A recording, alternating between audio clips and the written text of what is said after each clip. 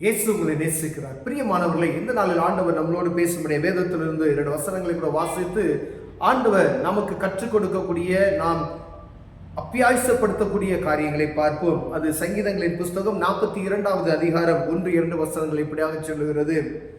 மானானது நீரோடைகளை வாஞ்சித்து கதறுவது போல தேவனே என் ஆத்துமா உம்மை வாஞ்சித்து கதறுகிறது.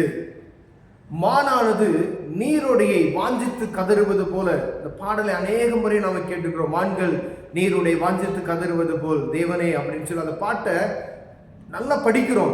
ஆனா அதனுடைய உள் அர்த்தங்களை உள்வாங்கி கொண்டவர்களாய் இருக்கிறோமா என்பதை பார்க்கும்படியாய் இந்த வசனத்தின் வழியாய் ஆண்டவர் உங்களோடும் என்னோடும் பேசுகிறார். பிரியமானவர்களே, ஏதோ வாயின் வழியாய் ஏதோ ஒரு வாயளவாக ஒரு காரியத்தை சொல்லிவிட்டு கர்த்தர் நல்லவர் என்பதை சொல்லிவிட்டு போகிறது அல்ல. இங்கு தாவீது ராஜா எழுதி வைத்திருக்கிற ஒரு சங்கீதத்துல ஆண்டவருடைய மகிமையை குறித்து அவர் எழுதி வைத்திருக்கிற காரியத்துல மான்கள் நீரோடையை வாஞ்சித்து, ஒரு மான் பாருங்க தண்ணிக்கு அலைந்து திரிந்து அது ஒரு தண்ணி இருக்கிற இடத்தை எப்படி வாஞ்சையை தேடி அலையுமோ அப்படிப்பட்டதான ஒரு வாஞ்ச ஆண்டவரை தேடுவதற்கு நமக்குள் வர வேண்டும் என்று எழுதப்பட்டிருக்கு. அப்படி தேடுகிறது அப்படின்னு அவர் எழுதியிருக்கிறார் தாவீது ராஜா. இப்ப பாருங்க, மான்கள் நீரோடை வாஞ்சித்து கதறுவது போல அப்படி ஒரு தாகத்தை, ஆண்டவரை தேடுகிற அந்த தாகத்தை குறித்து அவர் எழுதியிருக்கிறதை நாம் பார்க்க முடிகிறது. பிரியமானவர்களே, தேவனே என் ஆத்துமா உம்மை வாஞ்சித்து கதறுகிறது அப்படின்னு. ஆனா நம்ம எத்தனை பேர் ஆண்டவரை இப்படிப்பட்டதான ஒரு காரியத்திற்கு நேராக நாம் ஆண்டவரை நோக்கி பார்க்கிறோம் என்பதை பார்க்கும்படியாய் உங்களோடும் என்னோட ஆண்டவர் பேசுகிறார். ஒருவேளை ஏதோ ஒரு ஞாயிற்றுக்கிழமை சர்வீஸ்க்கு போயிட்டு வருகிறோம் அப்படி மாத்திரம் அல்ல, வாழ்க்கையில முழுவதும் அவரையே சார்ந்திருக்கிற மனிதன் பாக்கியவான் என்று எழுதியிருக்கிறது. இயேசுவின் நாமத்தை மாத்திரம் எப்பொழுது நம்ம பற்றி பிடித்தவர்களாய். ஏன் பாருங்க, பழைய ஏற்பாட்டின் ஒரு தாவீது ராஜா உதாரணமாக நீங்க எடுத்துக்கொள்ளுங்க. அவருடைய அரசாட்சிகள், அவருடைய எல்லாமே நாட்டு மக்கள் எல்லாமே தேவனை சார்ந்து, அவர்கள் கர்த்தருக்கு விரோதமாய் பாவம் செய்யும் பொழுது எதிரிகள் என்ன சொல்வார்கள்? சூழ்ந்து கொள்வார்கள். அவர்களை ஒடுக்கப்படுகிற அந்த காரியத்தை நாம் பார்க்க முடியும். அவர்கள் கர்த்தரை மீண்டுமாய் அவர்கள் சேர்ந்து ஆண்டவரை துதிக்கும் பொழுது அவர்களுக்கு ஒரு விடுதலை உண்டாக்குவார். அப்பொழுது ஆண்டவர் என்ன செய்வார்? அவர்களை மீண்டுமாய் நடத்தி கொண்டு போகிற அநேக காரியங்களை, அப்போ அவங்களுக்கும் ஆண்டவருக்கும் இருக்கிற அந்த தாகத்தை பாருங்களேன்.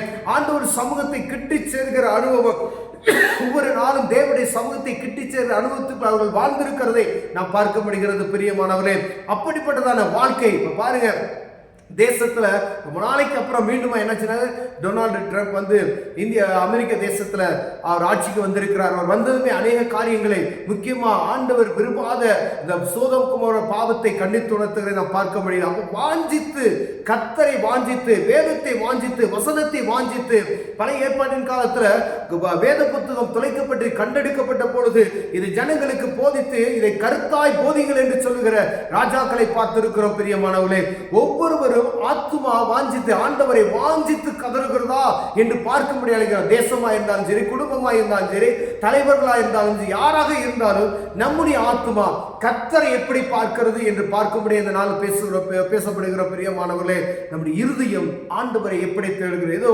நேரத்துக்கு ஏற்றவா, ஒருவேளை ஒரு தேவைக்கு மாத்திரம் அவரை தேடுகிறவர்களாக இருக்கிறோமா? இல்லை எப்பொழுதுமே ஆண்டவரை நான் பார்க்க ஆண்டவரோடு நான் பேசணும் அப்படிப்பட்டது ஒரு அனுபவத்திற்குள் நாம் காணப்படுகிறோமா இருப்பதை பார்க்கும்படி ஆண்டவர் பேசுகிறார். என் ஆத்துமா தேவன் மேல், ஜீவனுள்ள தேவன் மேலேயே தாகமாய் இருக்கிறது. நான் எப்பொழுதும் தேவனுடைய சந்ததியில் வந்து நிற்பேன் அப்படின்னு சொல்லி எழுதியிருக்கிறது. பிரியமானவர்களே, எப்பயும் ஆண்டவரோடு வந்து நிற்கிற அனுபவம், தேவ சமூகத்திலேயே காத்திருக்கிற அனுபவம், அவருடைய பரிசுத்த தலத்தில் நிற்கிற அனுபவம் பாருங்க. ஆலயத்துக்கும் அவர்களுக்கும், ஆண்டவருக்கும் அவர்களுக்கும் ஒரு நெருக்கம் இருக்கிறதை பார்க்க முடிகிறது. வாஞ்ச இப்ப தாகம், ஒருவேளை பணத்தின் மேல் இருக்கிற ஆசையை காட்டிலும், குடும்பத்தின் மேல இருக்கிற ஆசையை காட்டிலும், ஒரு குறிப்பிட்ட வியாபாரத்தின் மேல இருக்கிற ஆசையை காட்டிலும், உலக மக்கள் மேல இருக்கிற ஆசையை காட்டிலும், ஒருவர் அரசியல் இருக்கிற ஆசையை காட்டிலும், குடும்பத்தில் இருக்கக்கூடிய ஏதோ உங்களுக்கு பிரியமா இருக்கக்கூடிய ஒரு பொருளின் மேலேயோ ஒரு மக்களின் மேல இருக்கக்கூடிய ஆசையை காட்டிலும் ஆண்டவர் மேல் அதிகமாய் நீங்கள் பாசத்தை வைக்கும் பொழுது ஆண்டவர் உங்களை கண்ணோக்கி பார்க்க வல்லமையுள்ளவராய் இருக்கிறார். பிரியமானவரே, அவருடைய கண்களுக்கு மறைவானது ஒன்றுமில்லை என்று வேதம் சொல்லுகிறது. அவரை வாஞ்சித்து தேடுகிறவர்களுக்கு அவர் தென்படுவார். அவரே நீங்க நீங்க நோக்கி பார்க்கும் பொழுது அவர் உங்களுக்கு உதவி செய்ய வல்லமையுள்ளவராய் இருக்கிறார். மானானது நீருடை வாஞ்சித்து கதறுவது போல தேவனே என் ஆத்துமாவை வாஞ்சித்து கதறுகிறது என்று அவர் எழுதுகிறது மாத்திரமல்ல, என்னுடைய ஆத்துமா ஆண்டவரை எப்படி வாஞ்சித்து கதறுகிறது, உங்களுடைய ஆத்துமா எப்படி வாஞ்சித்து கதறுகிறது என்று பார்க்கும்படியா நம்ம பேசிக் கொண்டிருக்கிறோம். பிரியமானவர்கள், ஒருவேளை நீங்க ஆண்டவரை தேடுகிற விதம் எப்படி இருக்கிறது? ஆண்டவர் உங்களோடு பேசுகிறார். நீங்க ஆண்டவரை தேடுகிற விதம், அதாவது ஒரு நம்ம ரொம்ப வெயிலில் போய்லாம் சுற்றிட்டு வந்து தண்ணிக்கு அப்படியே அழும்போது பார்த்தீங்களா, நம்ம கடந்த நாட்களில் ரொம்ப தூரம் நடந்து போவோம் பாருங்க.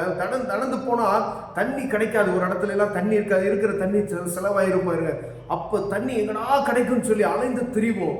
அப்போ அந்த நேரத்தில் தண்ணி கொடுக்குறாங்க பார்த்தீங்களா, அது எவ்வளவு இன்பமாக இருக்கும் பார்த்தீங்களா. அந்த இன்பம் போல இருக்கணும் ஆண்டவரை தேடுகிற அப்படின்னு.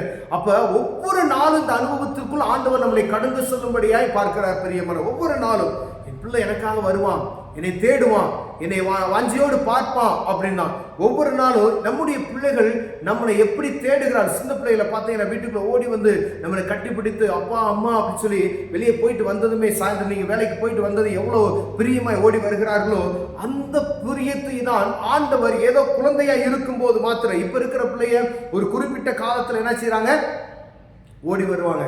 கொஞ்சம் பெரிய பிள்ளைகள் ஆயிட்டா என்ன செஞ்சுருவாங்க, அந்த வாஞ்சை குறைந்து விடுகிறது. அதே போலதான் நம்முடைய ஆவிக்குரிய வாழ்க்கையில் நம்முடைய தகப்பனை தேடுகிற வாஞ்சை குறைந்திருக்கிறதை ஆண்டவர் உணர்த்தும்படி அவங்களோடு என்னோடு பேசிக் கொண்டிருக்கிறார். பிரியமானவரே, ஆண்டவர் விரும்புகிற பாசம் எப்படின்னா, அந்த பிள்ளை ஒரு தகப்பனுக்கும் பிள்ளைக்கு இருக்கிற ஒரு பாசம், தகப்பனும் பிள்ளையும் எப்படி ஒரு நேசமா இருக்கிறார்களோ அதையே வாஞ்சித்து தேடுகிறார். என் பிள்ளை வருவான், என்னை நோக்கி பார்ப்பான், இன்னைக்கு இப்ப வருவான் என்று காத்து கொண்டு இருக்கிறார். ஆனால் கர்த்தரை ஏமாற்றுவதாய் நாம் காணப்படுகிறோமே ஒழிய கர்த்தரை தாகத்தோடு தேடி ஓடுகிற ஒரு அனுபவமற்ற ஒரு சூழ்நிலை நமக்குள் இருக்கிறது. பிரியமானவர்களே, ஒரு காலகட்டத்தில் ஆலய ஆராதனைனா வெள்ளனையே அவங்க கரெக்டான நேரத்துக்கு போவாங்க. இப்ப பாருங்க, தூக்க மயக்கங்கள், அநேக வேலை பழுக்கள், பலவிதமான காரியங்கள் நம்மை சூழ்ந்து கொண்டு இருக்கிறது.